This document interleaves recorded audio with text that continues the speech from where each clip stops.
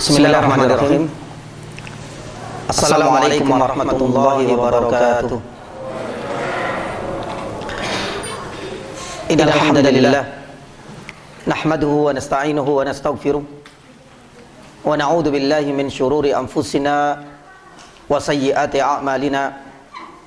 May yahdihillahu fala mudilla lahu wa may yudlilhu fala hadiya lahu. Asyhadu an la ilaha illallah wahdahu la syarika lahu wa asyhadu anna Muhammadan abduhu wa rasuluh. Allahumma salli wa sallim wa barik ala Muhammad wa ala alihi wa ashabihi wa man ihtadaw bihudahu ila yaumiddin, amma ba'd.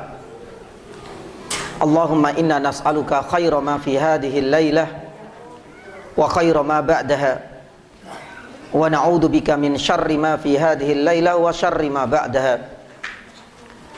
Jamaah yang dirahmati Allah Subhanahu wa taala, alhamdulillah, segala puji bagi Allah Subhanahu wa taala yang senantiasa kita aturkan kehadiratnya Azza wa Jalla,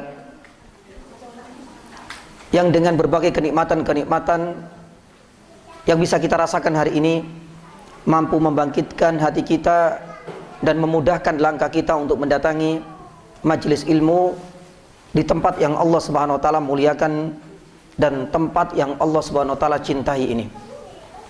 Semoga kedatangan dan kehadiran kita di tempat ini kelak akan menjadi pemberat bagi catatan amal baik kita semua di hari kiamat. Jamaah yang dirahmati Allah Subhanahu wa taala, alhamdulillah kajian sudah mulai aktif kembali setelah beberapa pekan kita disibukkan dengan berbagai aktivitas di bulan Dzulhijjah ini. Mulai dari aktivitas ibadah untuk mengisi 10 pertama bulan Dzulhijjah, pun demikian dengan ibadah berkorban. Maka semoga pertemuan kali ini sisa-sisa dari lemak-lemak daging kurban sudah mulai turun ya Pak, insya Allah ya. Semangat kembali Pak ya. Alhamdulillah. Masih nyimpen daging kurban Pak. Ya, mudah-mudahan kajian ini adalah kajian yang selalu diselimuti rahmat dan kasih sayangnya, karena beberapa tempat harus membutuhkan waktu beberapa pekan untuk kembali eksis lagi pasca Idul Adha. Tapi alhamdulillah di sini nggak sampai libur panjang ya Mas ya. Libur nggak sampai ya, alhamdulillah ya. Kami di Lamongan ya, itu selisih 1 hari langsung kajian, subhanallah. Ya, mudah-mudahan semangat para jamaah di Masjid Darun Najah ini tidak surut dengan berbagai aktivitas yang selama ini kita tunaikan guna untuk mengisi bulan Dzulhijjah ini. Jamaah dirahmati Allah Subhanahu wa taala, ada satu pembahasan yang belum tuntas berkaitan dengan hadis yang pertama dari Kitabu Al-Jami', bagian terakhir dari Kitab Bulughul Maram, di mana hadis yang pertama ini mengulas tentang hak-hak antar sesama kaum muslimin. Hak yang pertama, kedua, ketiga, sampai hak yang terakhir. Wa idza mata fattabi'hu. Ini adalah hak terakhir. Ketika kita mendengar kabar duka tentang kematian saudara kita, fattabi'u, maka antarkanlah jenazahnya ke liang lahat. Ini adalah hak terakhir. Dalam membahas hak terakhir ini, dahulu kita baru sampai pada subtopik yang pertama tentang hakikat kematian dan kehidupan. Ada beberapa hal yang kita sampaikan dahulu untuk memahami hakikat kehidupan dan hakikat kematian. Kalau tidak salah ingat, ada beberapa poin. Yang pertama, bahwasanya kehidupan kita di dunia ini adalah untuk beribadah kepada Allah. Artinya ibadah itu akan bisa berbuah yakni pahala, dan itulah sebenarnya konsep dari ibadah. Maka setiap aktivitas yang kita tunaikan di dunia ini, selama nyawa masih dikandung badan, bagaimana kita mampu mengemasnya dengan niat untuk beribadah kepada Allah Subhanahu wa taala. Karena Rasulullah sallallahu alaihi wasallam bersabda, al-imanu bid'un wa sab'un syu'bah. Dalam redaksi yang lain, al-imanu bid' wa sittuna syu'bah. Iman itu berderajat. Dalam redaksi disebutkan tingkatan iman itu lebih dari 60. Ada yang lain mengatakan lebih dari 70 cabang. Ada cabang yang paling tinggi kedudukan dan levelnya, dan ada yang paling bawah. Coba kita lihat. Rasulullah SAW menyebutkan cabang keimanan, dan itu adalah bagian dari ibadah kita kepada Allah.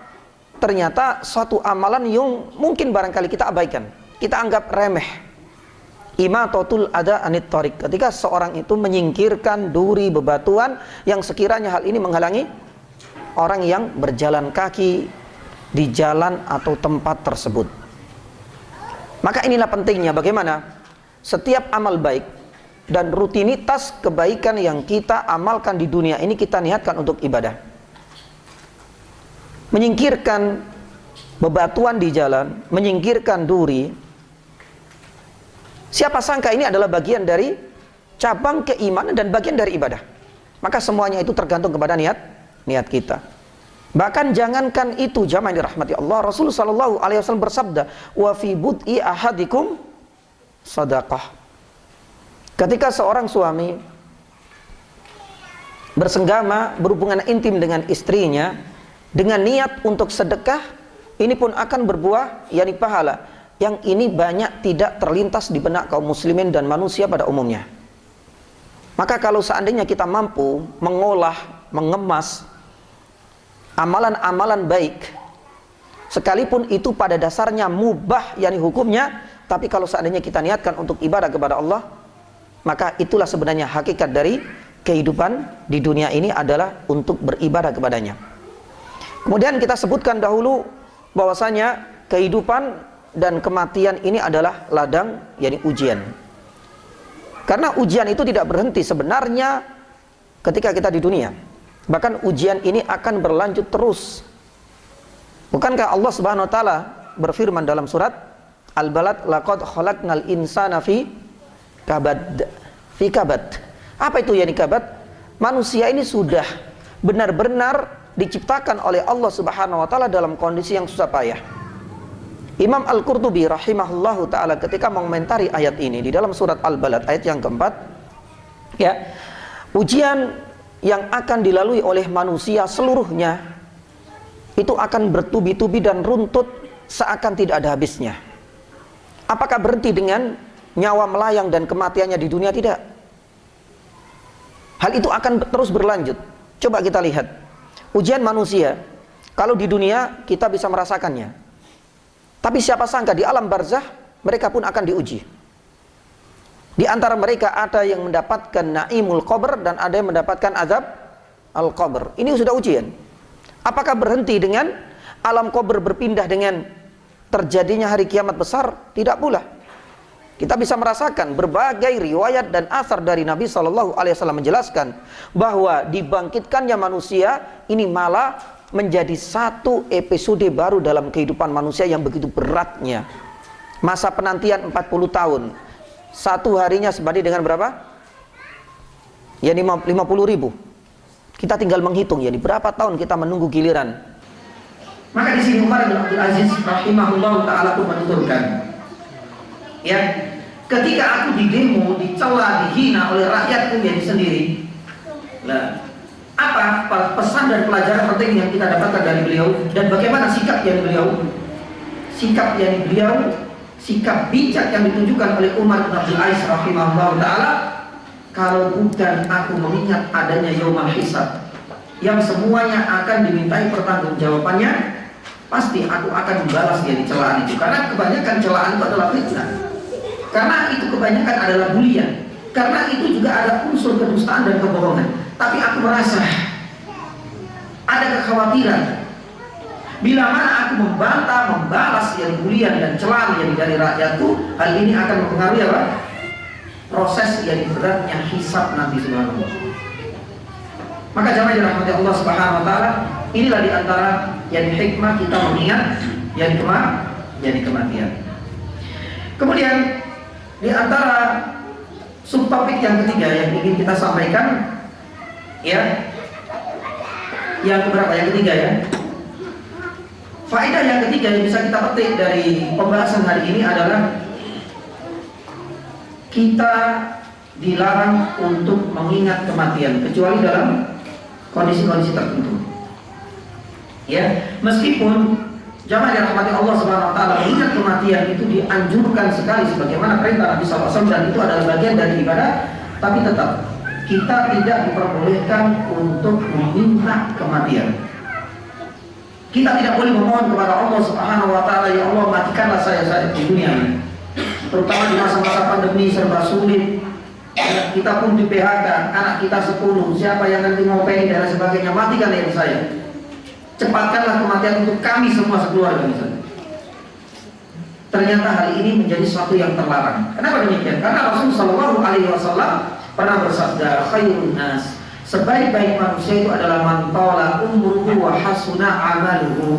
Disebutkan dalam Sunan At-Tirmidzi dan disahkan oleh Syekh Al-Albani rahimahullah taala.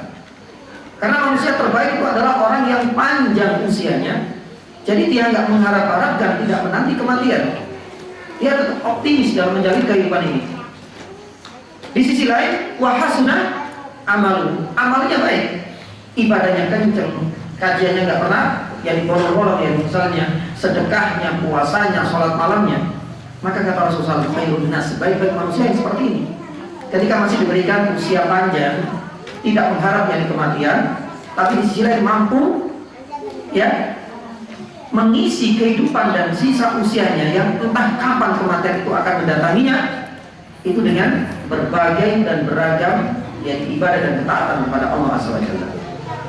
Maka oleh karena itu jangan dirahmati Allah Subhanahu wa taala, dahulu ketika ada yang orang yang mengatakan tawbal maut di kalangan ulama-ulama dan orang-orang soleh dari dahulu, ketika ada orang yang berharap tawbal maut, alangkah nikmatnya kematian, karena sudah merasa sudah gak nyaman lagi dengan kehidupan dunia. Tawbal maut itu dicela oleh para ulama yang dahulu. Ya, la taf'al la taqul ya akhi, engkau jangan mengharap yang kematian. Kenapa? La sa'atun ta'ishu fiha tastaghfirullah khairun min mautid dahr. Kata ulama-ulama yang dahulu mengatakan bahwasanya ketika engkau mengharapkan kehidupan, bahkan 1 jam kehidupan yang engkau isi dengan istighfar kepada Allah, 1 jam saja, itu lebih mulia, lebih afdal daripada yang kematian yang Allah Subhanahu wa taala yang didahulukan. Maka jamaah dirahmati Allah Subhanahu wa taala, ada cerita lain dari orang-orang saleh yang sebelum kita. Ada orang yang diberikan usia yang cukup panjang sekali dan qadarullah Allah Subhanahu wa taala belum mengumatkannya. Banyak anak-anak muda yang kala itu bertanya kepada orang tua tersebut, atuhibbul maut? Ya, tapi jangan dipraktekkan, ya. Merasa masih muda, lihat orang yang sudah sepuh, bang, pengen murid kalau mati, bang. Ya, nah ini pun yang di sana ada orang muda lihat orang tua, atau kibul maut, bang, karena sudah tua, jenengan seneng kematian boten? Ternyata dijawab oleh si bayi dengan jawaban yang cerdas. Dia mengatakan ini bahwasanya, lah, aku nggak ingin mengharapkan sedikit pun yang kematian. Aku merasa nyaman dengan aktivitasku saat ini. Kata beliau, qad dhahaba asy-syabab wa syarruhu wa ja'al kibar wa khairuhu wa idza kuntu bismillah wa idza qa'adtu alhamdulillah fa ana uhibbu ayyabqa ala hada. Apa artinya? Wahai kaum muda, engkau nggak tahu bagaimana catatan dan kehidupan kelam di masa mudaku. Masa mudaku sudah hilang dengan berbagai kemaksiatan, ya, dan kehidupan hitamku. Dia merasakan bahwasanya masa mudanya belum mampu dimanfaatkan dengan semaksimal mungkin. Oke. Wajah al-kibar, dan saat ini ketika aku sudah di usia senja, ternyata aku baru merasakan nikmatnya apa? Ibadah, nikmatnya thalabul ilmu, nikmatnya bisa sholat malam, nikmatnya bisa berpuasa dan sedekah. Padahal itu di penghujungnya usia. Bahkan aku pun bisa merasakan nikmatnya beribadah hanya dengan melakukan apa? Ketika aku bangun, katanya, dari dudukku aku mengucapkan Bismillah, Alhamdulillah berpahala. Di sisa usia ini, ketika aku bisa duduk, yakni kembali kemudian aku mengucapkan Alhamdulillah, itu pun bisa menarik banyak yakni pahala. Inilah yang aku rasakan nikmatnya di penghujung yakni usia. Maka aku nggak mengharap yakni kematian. Mengingat kalau aku kalkulasi masa mudaku penuh yakni dengan kemaksiatan. Apakah dengan kemaksiatan yang tidak ada satu ketaatan yang dahulu menghiasi catatan amalan, kemudian aku tutup yakni dengan kematian segera dan memohon kepada Allah? Ya. Malah aku merasakan kenikmatan itu di akhir yakni usia senjaku ini. Jangan dirahmati Allah Subhanahu wa taala. Hal ini berlaku bagi orang-orang yang sudah di usia senja tapi semakin semangat. Maka ketika kita subhanallah di sini banyak yang sudah sepuh, ya, yang sudah di usia tua, ketika muncul semangat yang itu tidak kita jumpai di masa muda, jangan sekali-kali kita memohon apa? Kematian. Meskipun ya mengingat kematian itu memang dianjurkan, tapi jangan sampai meminta. Beda ya. Mengingat kematian dengan meminta jadi kematian. Karena Rasulullah SAW disebutkan dalam Sahih Muslim, la yatamanna ahadukum al-maut wa la yad'u bihi qabla ayyatiyahu. Jangan sekali-kali seseorang di antara kalian memohon kematian, jangan. Dan jangan sampai berdoa untuk dirinya agar kematian segera Allah Subhanahu wa taala turunkan sebelum yang waktunya. Kenapa demikian? Rasulullah SAW menyebutkan dua hal. Fa'innahu idza mata ahadun inqata amalu. Ingatlah, kalau engkau memohon kepada Allah kematian itu agar segera diturunkan, maka berarti sudah tidak ada kesempatan lagi engkau bisa memperbaiki diri. Engkau sudah tidak ada kesempatan lagi untuk yang beribadah, mengejar ketertinggalan. Karena kebanyakan kita masa muda itu benar-benar tidak produktif. Berbeda dengan masa mudanya para sahabat ya. Kita sepakat ya. Yang masa muda kita beda dengan para sahabat. Para sahabat Mus'ab bin Umair, ya pun demikian dengan para sahabat. Banyak di antara mereka masa mudanya itu sudah benar-benar merasakan bagaimana nikmatnya iman, meskipun mereka disiksa, meskipun mereka diintimidasi. Ya, hal itu tidak mengurung niatnya untuk selalu beribadah, menjaga keimanannya. Sedangkan dari kita di tempat yang Allah Subhanahu wa taala berikan kenyamanan, keamanan, bahkan kita beribadah pun dengan bebasnya.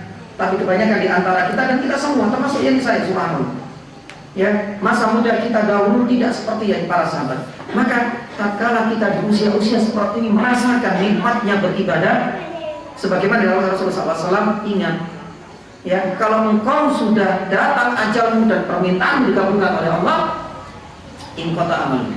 Itu yang pertama. Kita tidak ada kesempatan lagi. Yang kedua, kata Rasulullah SAW, fa innahu la yazidu al-mu'mina umruhu illa khair. Tidakkah engkau ingat bahwasanya seorang mukmin, dan kita adalah orang yang beriman ya, ketika Allah Subhanahu wa taala masih memberikan kesempatan esok hari, berarti kan masih ada yang umur di situ. Kata Rasulullah SAW, tidaklah bertambah umurnya manusia, waktu, kesempatan kita bisa menghirup esok hari, kecuali disitulah ladang kebaikan untuk orang mukmin. Sebagaimana dahulu kita sampaikan, seandainya Allah SWT masih memberikan kesempatan kita bisa berjumpa dengan bulan Ramadan, kita diberikan kesempatan bisa berjumpa dengan Lailatul Qadar, ini berarti menambah kuota kita untuk bertambahnya yang usia. Bukankah Allah Subhanahu wa taala firman, Lailatul Qadri khairun min alfi syahr. Usia rata-rata Bani Adam kisaran 60 sampai 70 tahun. Kata Rasulullah SAW, kita adalah umat yang paling terakhir karena sudah didahului umat-umat terdahulu. Tapi kita adalah umat yang pertama nanti masuk yang di surga. Salah satu sebabnya itu adalah karena kebaikan-kebaikan dan amalan-amalan soleh itu mampu diraih oleh umat terakhir ini. Meski dengan pendeknya usia. Lewat apa? Peluang terbesarnya itu adalah lewat Lailatul Qadar. Seakan Allah Subhanahu wa taala memperpanjang usia kita. Meskipun 60 tahun, tapi 1 tahun itu ketika 1 malam kita isi dengan ibadah dan terima oleh Allah Subhanahu wa taala sebanding dengan beribadah selama 83 tahun. Bayangkan kalau seandainya kita mendapatkan 10 kali 8, 10 kali Lailatul Qadar. Berarti di sini ada bonus kuota bertambahnya usia yang penuh dengan kebaikan seorang. Lah, inilah nikmatnya kita ditakdirkan Allah Subhanahu wa taala hidup di akhir yang di zaman. Maka oleh karena itu jemaah dirahmati Allah Subhanahu wa taala, Rasulullah SAW menekankan akan hal ini. Tapi ada dua pengecualian. Rasulullah SAW memang melarang kita mengharap-harap kematian agar segera turun kepada diri kita. Karena ada dua pengecualian di mana kita dibolehkan untuk mengharap kematian.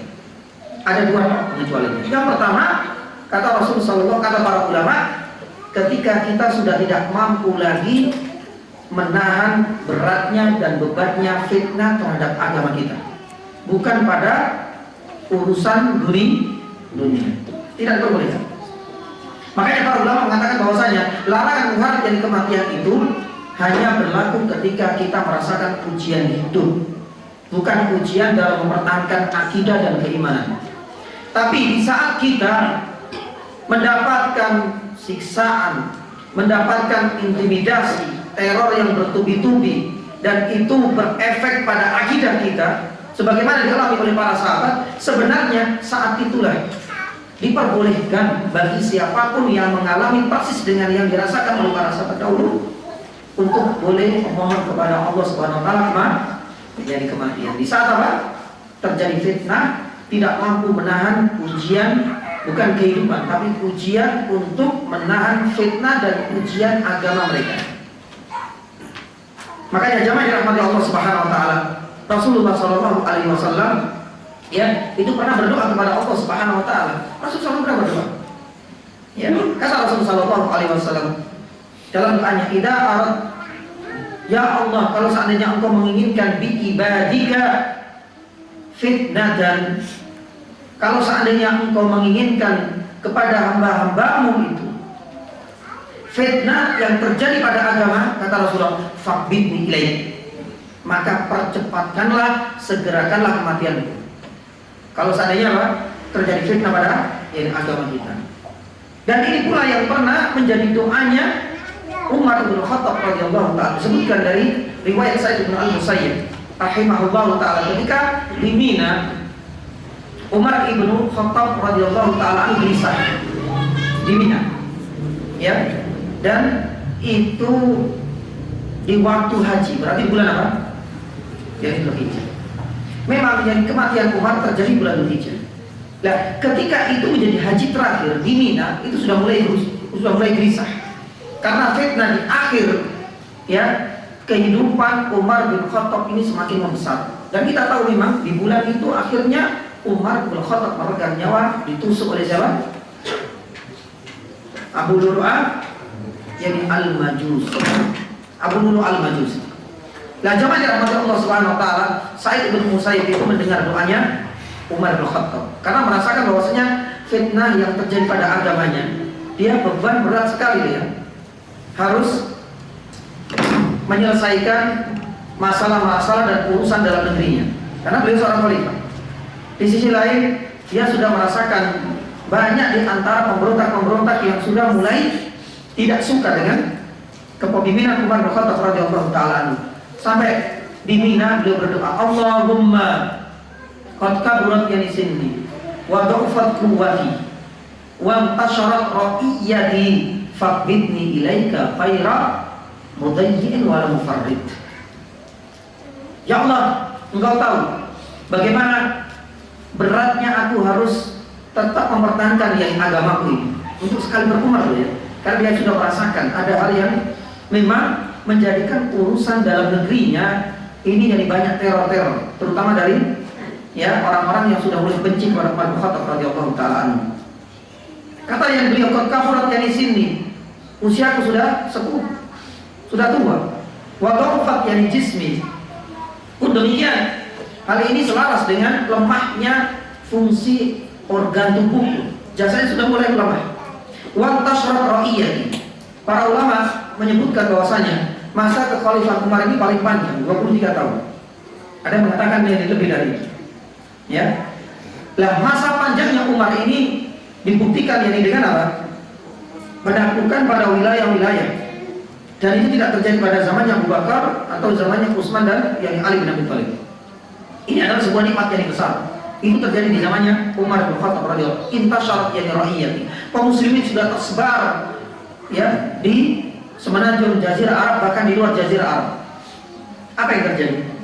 Umar merasa sudah benar dengan yang kondisi harus tetap memegang dan menunaikan amanah dari Allah Subhanahu wa taala dan kaum muslimin untuk menjadi khalifah yang kedua. Fabitni ilaik. Maka segerakanlah ya Allah kematian untukku. Sa'id bin Musayyib menjadi saksi. Di Mina berarti tanggal berapa? Yang 8. Dan memang di bulan itulah selepas kembalinya Umar bin Khattab dari haji, ya peristiwa tertusuknya Umar itu benar-benar terjadi di bulan yang sama, yaitu bulan Dzulhijjah. Dan itulah yang disampaikan oleh Sa'id bin Musayyib. Memang gak lama selepas Umar bin Khattab menyelesaikan ibadah haji, kemudian dia balik lagi ke kota Madinah, ya gak lama kemudian kejadian tertusuknya Umar oleh Abu Lu'lu' al-Majusi itu benar-benar nyata, dan itulah menjadi akhir dari kehidupan Umar bin Khattab radhiyallahu taala yang akhir. Maka jamaah dirahmati Allah Subhanahu wa taala, kalau dalam kondisi seperti ini diperbolehkan. Tapi kalau hanya impitan ekonomi, susahnya kita mencari kerja dan sebagainya, haram yang hukumnya. Kata Rasulullah SAW, tamanna ahadukum al-maut, tidak boleh. Tapi ini adalah pengecualian pertama.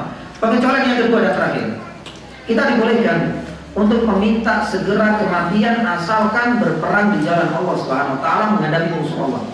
Artinya berjihad di jalan Allah menghadapi musuh Allah. Ya, ini bukan ya kemudian hari ini ada tawuran ini sama desa sekitar. Ya katanya Ustaz tadi boleh. Ya mudah-mudahan kita masih tak yang mati syahid. Lah yang dilawan siapa? Sesama muslim enggak? Enggak ada yang namanya apa? Tawuran itu bagian dari jihad fi sabilillah. Bukan mati syahid kata para ya mati syahid. Enggak ada mati syahid yang di sini. Ini namanya bunuh diri, dan ini adalah sebuah perbuatan dosa. Jangan dirahmati Allah Subhanahu wa taala. Ya. Rasulullah sallallahu alaihi wasallam yang pernah bersabda, "Man sa'ala syahadah." Barang siapa yang memohon kesyahidan fi sabilillah, berarti menginginkan mati syahid dalam perang. Ini boleh. Katanya tadi enggak boleh mengharap-harap yang kematian. Ini pengecualian. Kalau seandainya keinginan untuk mati syahid menghadapi musuh Allah Subhanahu wa taala dalam peperangan yang disyar'i, Rasul sallallahu alaihi wasallam malah menganjurkan. Bahkan Rasul sallallahu alaihi wasallam motivasi barang siapa yang meminta syahadah mati syahid fi sabilillah dalam perang menghadapi musuh Allah Subhanahu wa taala, kata Rasulullah, ya, mereka semua akan disejajarkan dengan para syuhada meskipun benar-benar enggak mati dalam peperangan tersebut. Ini berarti apa? Pengecualian. Karena Nabi sallallahu alaihi wasallam memotivasi, bahkan keinginan itu ternyata membuahkan hasil yang pahala, disejajarkan bersama dengan orang-orang yang mati syahid meskipun dia kembali dengan membawa harta rampasan yang perang dan kemenangan. Maka jamaah dirahmati Allah Subhanahu wa taala, inilah ya di antara pengecualian dibolehkannya kita memohon yang kematian. Bahkan Abu Bakar As-Siddiq radhiyallahu taala anhu ketika ingin memerangi Musailamah al-Kadzdzab yang mengaku sebagai seorang nabi, yang mengaku dan mengklaim dirinya mendapatkan wahyu dari malaikat Jibril, itu pernah bersumpah, "Wallahi la uqatilanna biqaumin yuhibbunal maut kama yuhibbul hayat." Kata beliau, sungguh aku akan benar-benar memerangi dan memusuhi Musailamah al-Kadzdzab dengan mengirimkan para sahabat yang mereka lebih cinta kematian daripada kehidupan. Hal ini berbeda dengan Musailamah al-Kadzdzab yang lebih mencintai kehidupan daripada yang kematian. Apa maksud dari ini semua? Karena utusan kompi yang akan dikirim oleh Abu Bakar As-Siddiq ini adalah memusuhi apa? Lawan-lawan Allah Subhanahu wa taala, ingin menyerang, dan ini adalah bagian dari jihad. Dan mereka senang sekali. Makanya kita lihat kan, dalam urusan berjihad, Nabi SAW memang begitu ketat yang sekali memilih dan memverifikasi. Nggak semua orang yang bisa masuk. Ada batas minimal usia. Yang kedua, persenjataan ada apa enggak? Nggak mudah. Tapi yang mengikuti verifikasi ini subhanallah banyak yang sekali. Karena apa? Mereka semuanya menginginkan yang dua hal. Kalau nggak izah kejayaan Islam itu sendiri, dan yang kedua adalah kematian. Pun demikian dengan para sahabat yang ingin dikirim oleh Abu Bakar As-Siddiq radhiyallahu ta'ala anhu. Pun demikian dengan Khalid bin Walid. Khalid bin Walid ini, ya, ini adalah bagian dari Pesawat, jadi perang Yaisar. Dan itu diucapkan kepada ahli Faris, orang-orang Persia yang akan dilawan, yang akan didatangi, yang akan diperangi. Ya, dan ini adalah bagian untuk apa? Perang yang mental, untuk melemahkan mental dan kekuatan psikis yang mereka. Kata kata Khalid bin Walid radhiyallahu taala anhu, "Wallahi la ab'athanna ilaikum yani qauman yuhibbunal maut." Persis dengan yang diucapkan dengan Abu Bakar Siddiq, "Kama antum tuhibbunal maut." Sungguh kami akan kirim kepada kalian wahai rakyat dan masyarakat yang di Persia, dan mereka kebanyakan adalah penyebab yakni api. Ya, kaum atau orang-orang yang lebih cinta kepada kematian. Sebagaimana kalian wahai masyarakat yang di Persia lebih cinta kepada kehidupan. Cuma dirahmati Allah Subhanahu wa taala, inilah di antara yang dua apa? Yang dua pengecualian. Meskipun kita dianjurkan untuk mengingat kematian, tapi ada larangan untuk memohon dan meminta kematian untuk disegerakan bagi kita, kecuali pada yang dua hal. Ketika kita tidak mampu lagi menahan yang beban fitnah, beratnya fitnah terhadap agama kita, bukan beban yang kehidupan dan ekonomi misalnya. Dan yang kedua, ketika kita meminta kematian di jalan Allah Subhanahu wa taala, ketika berjihad untuk melawan dan menghadapi musuh-musuh Allah Subhanahu wa taala. Selanjutnya yang keempat, yakni hukum mengantarkan jenazah. Ini sudah masuk pada yang intisari, kita akan sampaikan setelah adzan insyaallah taala. Nah, sudah ada nih? Baik,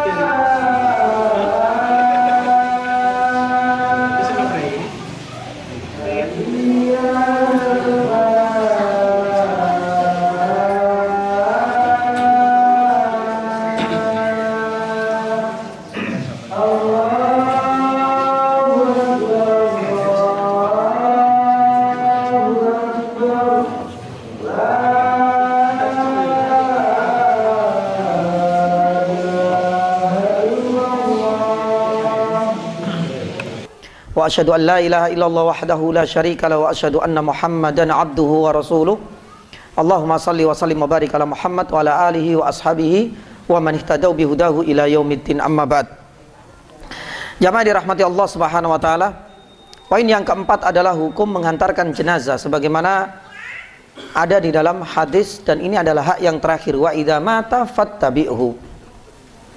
Ketika kita mendengar melihat jenazah, maka di antara hak sesama muslim fattabi'uhu, maka antarkanlah ke liang lahat. Lah di sini berkaitan dengan hukum mengantarkan jenazah ini ada 3 poin. Yang pertama, hukum secara umum, termasuk fardu ain, fardu kifayah ataukah sunnah. Yang kedua, hukum mengantarkan jenazah bagi wanita. Dan yang ketiga, hukum mengantarkan jenazah orang kafir.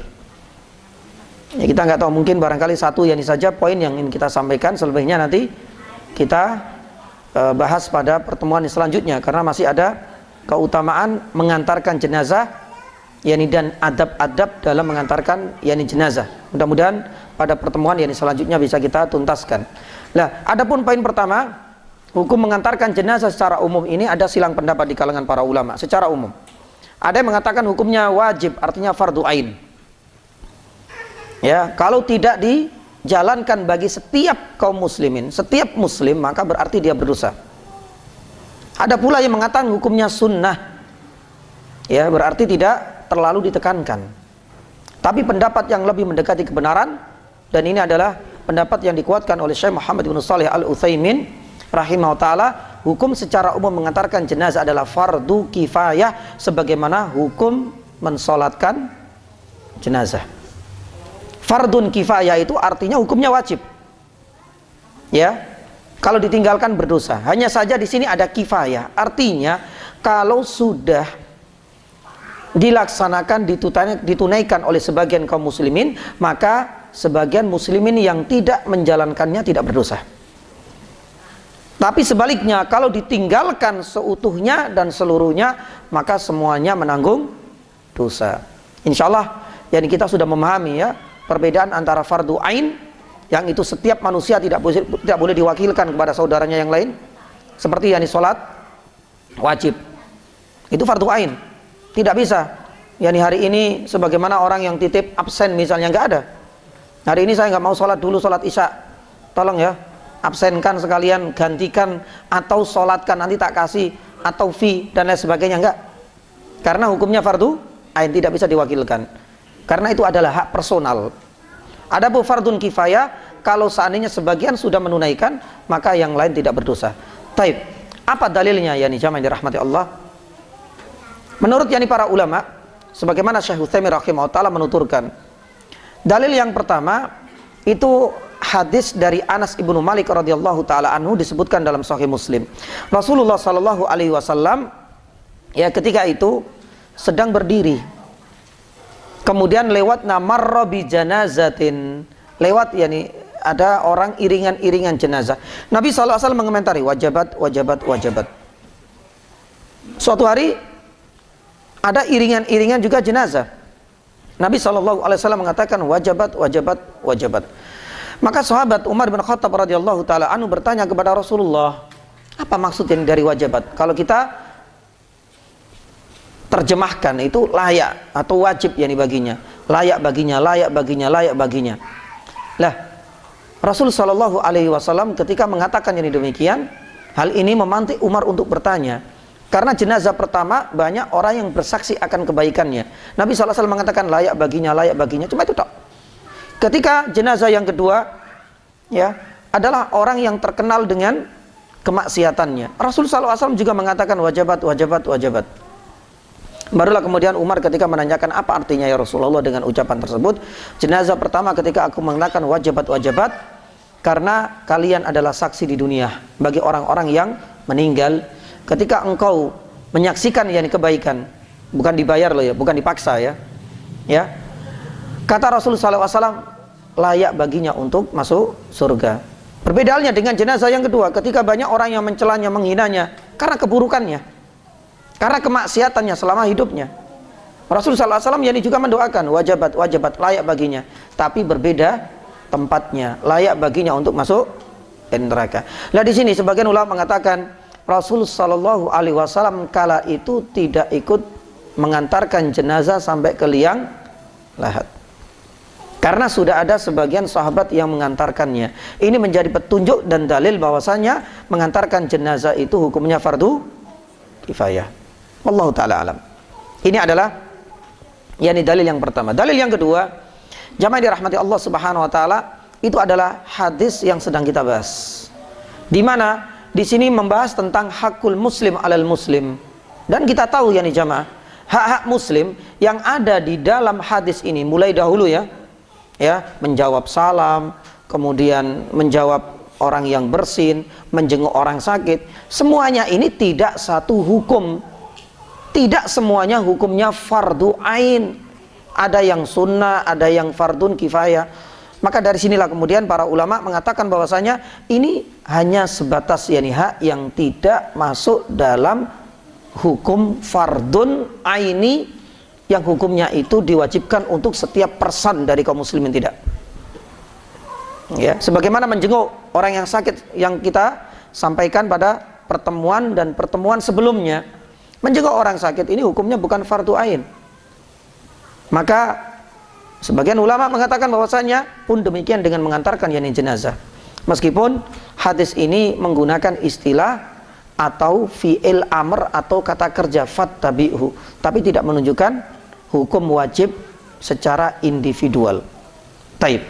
Adapun yang ketiga didukung oleh ijma' oleh para ulama, sebagaimana diturunkan oleh Imam Nawawi, pun demikian dengan Ibnu Hajar al-Asqalani, dan banyak ulama yang lain menunjukkan bahwasanya para ulama sudah berkonsensus, sudah bersepakat bahwasanya hukumnya fardun alal kifai. Hukumnya wajib tapi tidak aini, tapi fardun kifayah. Allahu taala alam bisawab. Mungkin itu saja yang bisa kami sampaikan. Ada banyak pertanyaan enggak? Kalau enggak saya lanjutkan sedikit. Ada banyak pertanyaan? Kita lanjutkan sedikit. Ya, taib.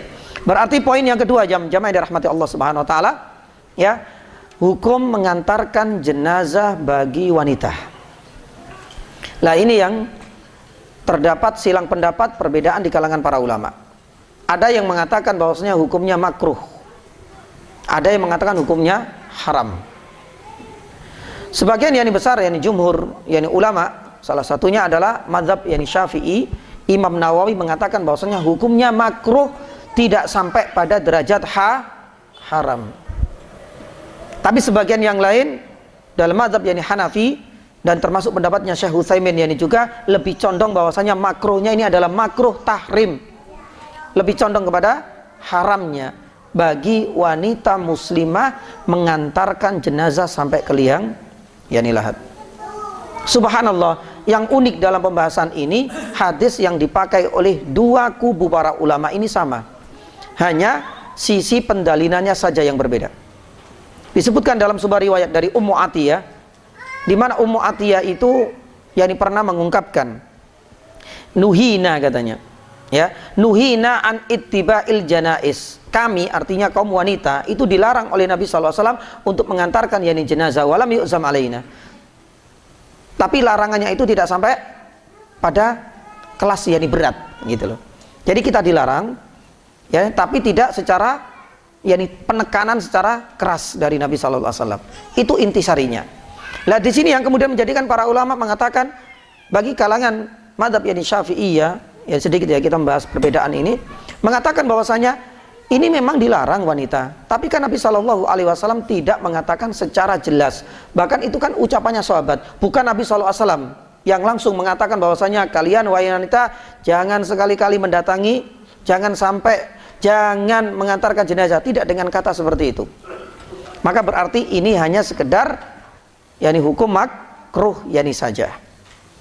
Adapun pendapat yang kedua yang mengatakan haram, loh ini sudah ada larangan kan? Ummu Atiyah mengatakan nuhina, kami dilarang. Maka berarti haram hukumnya bagi mereka. Allahu taala a'lam bisawab. Sebagian ulama kontemporer mencoba untuk mencari jalan tengahnya. Para ulama mengatakan bahwasanya pada dasarnya hukumnya makruh. Tapi bisa jadi itu adalah makruh tanzih kalau seandainya para wanitanya adalah orang-orang yang kuat, tidak sampai kemudian menyebabkan niyaha, ratapan, kemudian sambil mengantarkan gulung-gulung di jalan, sobek-sobek pakaiannya. Ini namanya niyaha, ratapan, itu dilarang. Kalau seandainya nggak sampai yakni segitu, tetap hukumnya makruh gitu loh. Tapi sebagian ulama mengatakan bahwasanya kalau kondisi kejiwaan dan psikis wanita, terutama yang meninggal itu adalah orang yang paling dicintainya, dan dikhawatirkan nanti dia meronta-ronta di jalan, pingsan-pingsan, guling-guling di jalanan, dan memang lemah secara psikisnya, maka bisa jadi makruh ini naik tingkat menjadi makruh tahrim, lebih condong kepada yakni keharamannya. Wallahu ta'ala yani a'lam yani bissawab. Ini adalah pendapat yakni dari para yakni ulama, dan saya lebih condong yakni dengan pendapat yang ketiga, meskipun masih terjadi perdebatan.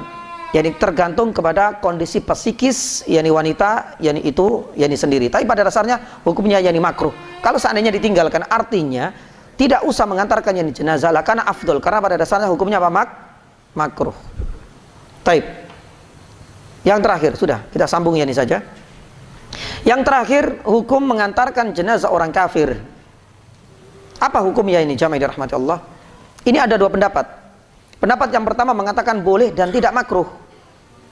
Ya, boleh-boleh saja mengantarkan yang jenazah orang kafir. Pendapat yang pertama didasarkan yakni pada sebuah athar, riwayat dari Umar bin Khattab radhiyallahu taala anhu, ketika mendapati ada anak muslim ketika dia tidak mengantarkan jenazah ibunya yang meninggal. Disebutkan dalam riwayat tersebut, Ibnu Umar radhiyallahu taala anhu mengatakan, alangkah baiknya dia mengantarkan apa? Ibunya, tapi dia mengiringi dan berjalannya itu di hadapannya. Jadi mengiringinya tidak berjalan di belakang jenazah orang kafir, tapi dia boleh ya dengan syarat, kata Ibnu Umar, itu berjalan itu di depan apa? Di depan yakni jenazah. Kenapa demikian? Sebagian ulama menyebutkan untuk menunjukkan bahwasanya Islam itu ya'lu wa la yu'la alaih. Izzah, yakni seorang muslim itu harus selalu ditonjolkan di depan. Pun demikian ada sebuah riwayat dari Ibnu Abbas radhiyallahu taala anhuma, ya, ketika dia pun yakni hampir sama kejadiannya. Ada orang yang tidak mengantarkan yakni jenazah dari keluarganya. Dia mengatakan bahwasanya alangkah yakni baiknya si orang ini mengantarkan yakni jenazah orang yang ia cintai meskipun mati dalam kondisi yakni kafir. Dan pendapat yang pertama ini juga dikuatkan oleh salah satu ulama yakni Saudi zaman dahulu, yakni Syekh Abdullah yakni Ibnu Abdul Aziz Ali Jibrin ya rahimahullahu taala, lebih condong boleh dan tidak makruh. Tapi pendapat yang kedua, Allah taala a'lam yakni bisawab, dan ini adalah pendapat yang lebih mendekati kebenaran. Pada dasarnya hukum asalnya ya mengantarkan jenazah orang kafir itu hukumnya haram. Ya, kenapa demikian? Ada dua alasan yang mendasar. Yang pertama, ya, untuk menunjukkan loyalitas kita kepada orang-orang muslim.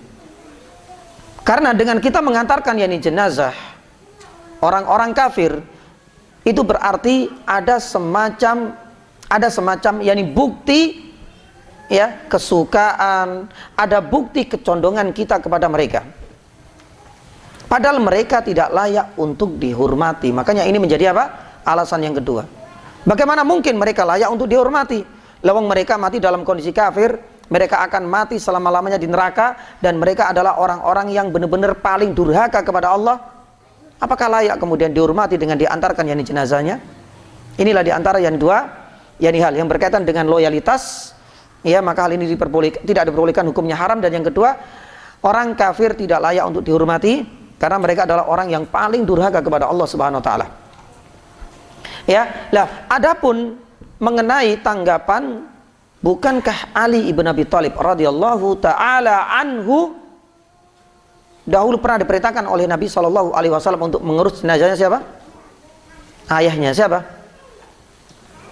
Abu Thalib. Abu Thalib mati dalam kondisi kafir sama mukmin atau muslim? Kafir. Tapi Rasul sallallahu alaihi wasallam menyuruhnya. Ali bin Abi Thalib mengabarkan, "Ya Rasulullah, ya, telah mati orang yang sesat." Ayahnya dikatakan yang seperti itu. "Aku tidak mau untuk menguburkannya karena dia mati dalam kondisi musyrik." Rasul sallallahu alaihi wasallam akhirnya kemudian wahai Ali, urus dan kuburkan yakni segera yakni bapakmu. Para ulama ilmu hadis menerangkan bahwasanya ini dalam kondisi khusus, karena kala itu memang ada keengganan dari masyarakat dan orang-orang kafir untuk mengurusi jenazahnya siapa? Abu Thalib. Maka ketika dalam kondisi seperti ini diperbolehkan. Tapi kalau tidak ada udzur seperti ini, hukumnya kembali kepada hukum asal, yaitu haram. Karena memang ada alasan di situ. Gak ada yang mengurusi kala itu. Makanya Nabi SAW menyuruhnya. Ya, tapi coba kita lihat, apakah hal ini terjadi pada orang-orang kafir yang lain? Tidak. Kala itu memang keberadaan Abu Thalib ini memang simpang siur. Kita tahu kan, selama hidupnya banyak membela Nabi meskipun mati dalam kondisi kafir. Makanya orang bimbang, ini diurus apa enggak? Di kalangan orang-orang kafir sendiri. Bahkan orang muslim pun sudah nggak mau, karena hukum pada dasarnya haram. Tapi Rasulullah SAW mengatakan ini nggak bisa dibiarkan, urusi segera, kuburkan, selesai masalah. Makanya para ulama juga menganalogkan yakni dengan kondisi orang-orang kafir yang mati dan tewas dalam perang Badar. Abu Jahal, ya, semuanya mati. Utbah yakni ibnu Abi Mu'aid, semuanya mati dalam perang yakni Badar, ditinggal sama orang-orang kafir karena kemenangan ada di tangan kaum muslimin. Lah terus diapakan ini jenazah-jenazah orang kafir ini? Makanya Rasulullah SAW menyuruhnya langsung kubur sudah, karena ini akan mendatangkan madarat lebih besar. Ini bangkai manusia. Pun demikian kisah yang terjadi pada Abu Thalib. Lah inilah yang jamaah dirahmati Allah subhanahu wa ta'ala, ya, pada dasarnya hukumnya haram. Tapi beberapa ulama kontemporer menunjukkan kalau seandainya terpaksa, artinya bukan karena faktor nggak ada yang ngurus, ada yang ngurus, tapi mungkin dia adalah teman dekat, atau mungkin dia adalah orang yang terhormat di kampung kita dan dikhawatirkan nanti kita yang terkena imbasnya. Oh, dia itu punya paham yang ekstrim, ya, misalnya masa kayak gini nggak datang. Sebagian ulama tetap membolehkan, asalkan kita boleh bertakziah saja setelah prosesi pemakamannya. Sebagian ulama mengatakan yang demikian. Berarti tidak mengantarkan, enggak. Ya, kalau dikhawatirkan ada hal-hal yang tidak diinginkan dari masyarakat sekitar dengan ketidakhadirannya kita di tempat tersebut. Boleh.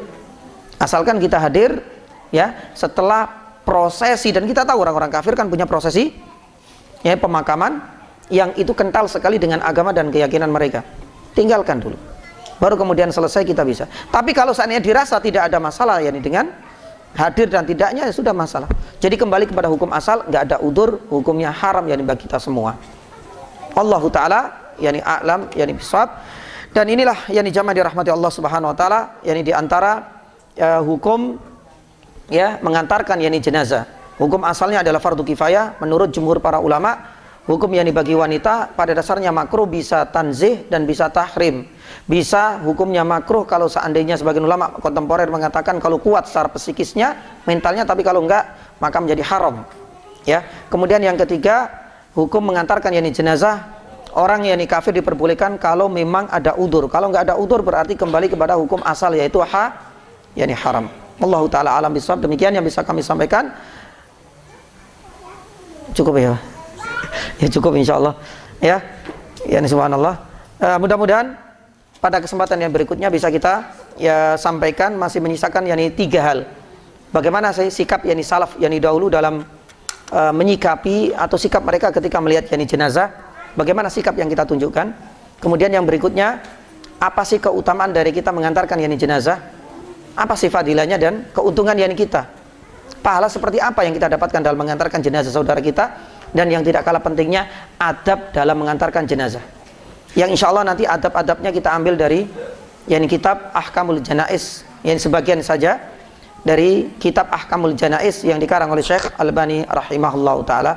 Mudah-mudahan perjumpaan kali ini dan kedatangan kita di tempat yang mulia ini sekali lagi sedikit menghilangkan beberapa kepingan-kepingan kejahilan pada diri kita, dan semoga Allah Subhanahu wa taala mempertemukan kita di lain kesempatan. Dan kita tutup dengan doa kafaratul majlis. Subhanallah, asyhadu an la ilaha illa anta astaghfiruka wa atubu ilaik. Sallallahu ala nabiyina Muhammadin wa ala alihi wasallam. Wassalamualaikum warahmatullahi wabarakatuh.